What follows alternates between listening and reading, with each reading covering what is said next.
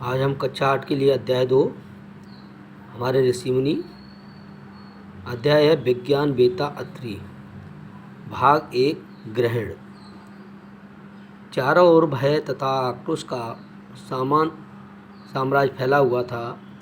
पक्षी अपने घरों में छिप रहे थे, कुत्ते तेज आवाज़ में भड़ो रहे थे, कुछ लोग छिप रहे।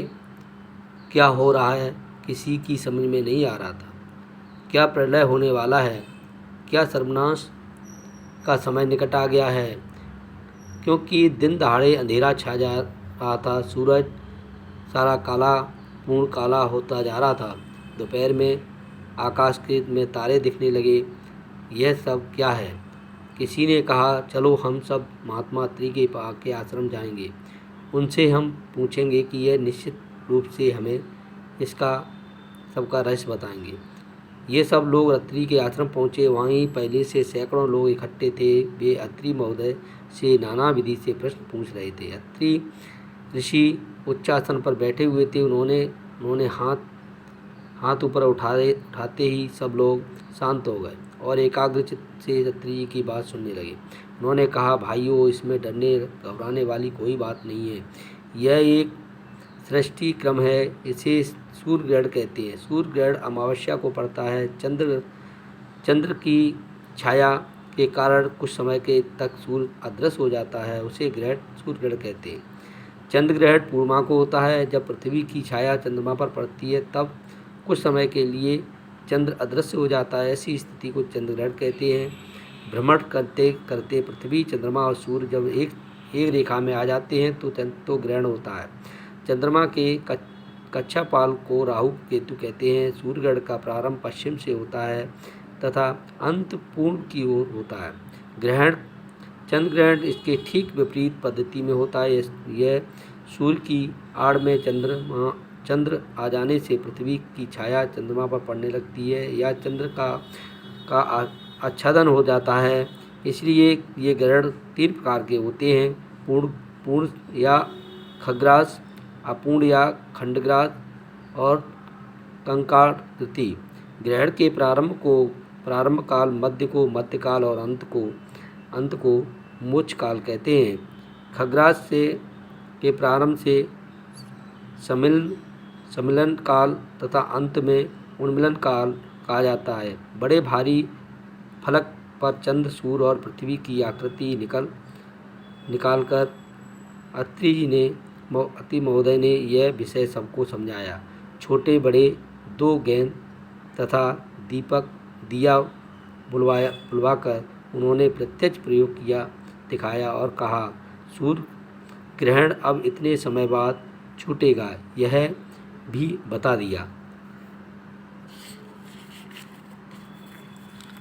किसी ने कहा, ध्यान में रखो कि यह एक निस्संग की प्रक्रिया है। इसे हम किसी भी उपाय से न बंद कर सकते न टाल सकते, परंतु अपने मानसिक समाधान के लिए तुम सद्ग्रंथों का पठन कर सकते हो, भजन पूजन कर जप ध्यान आदि कर सकते हो। लोग अपने अपने घर चले गए। उन्होंने देखा कि अत्रि जी ने जैसा बताया था वैसा ही ठीक उसी के समय बाद कुछ सूर्य ग्रहण मुक्त हुआ। सब लोगों ने विविध प्रकार से आनंद प्रकट किया। अनेकों ने धान्य बांटा, अनेकों ने अभावग्रस्तों की सहायता की। अत्रि की विद्वता की कीर्ति दूर दूर तक फैली थी। किसी ने उन्हें गणितज्ञ कहा तो किसी ने उन्हें खगोल शास्त्री के रूप में उनकी प्रशंसा की। ऋग्वेद के 5वें मंडल के 40वें सूत्र में इसका वर्णन इसी प्रकार किया गया है। यत्र त्वाय सूर्य स्वरभानुस्त समित्रभन दासुर अक्षेत्र विधि यथा मुग्धो भुवनान्य दीर्घयो स्वनार्गो रथ यंद्रिय माया अबोधिवो वर्तमान अबोहन गुच्छ सूर्य तमसावृतेन तुरीयेण ब्रह्मांड विदधि यम यई सूर्य स्वभानु स्तन साविधन दासुर। यानी कहा कि हे सूर्य, जब तुझे असुर शुभान्वर अर्थात राहु के ने ग्रस्त कर लिया था तब और सर्वत्र अंधकार फैल गया था, तब सब लोग पागल जैसे हो गए थे। हमको यह सब क्या है हो रहा है, किसी को कुछ भी सूझ में नहीं आ रहा था। हे इंद्र, आकाश में चला हुआ यह सूर्यभानु का प्रयोग तुमने नष्ट किया है। तब उस व्रतभ्रष्ट अंधकार से ढके हुए सूर्य को क्रमंक 4 मंत्रों के उच्चारण से अत्रि ने उसे प्राप्त किया है। सूर्य ने कहा कि हे अत्रि, मुझे दृष्ट भीत का सुधा निकल न डाले। तुम मेरे ऐश्वर्य मित्र हो और अत्रि राजा वरुण और तुम दोनों मिलकर के मेरा संरक्षण करो। ठीक है।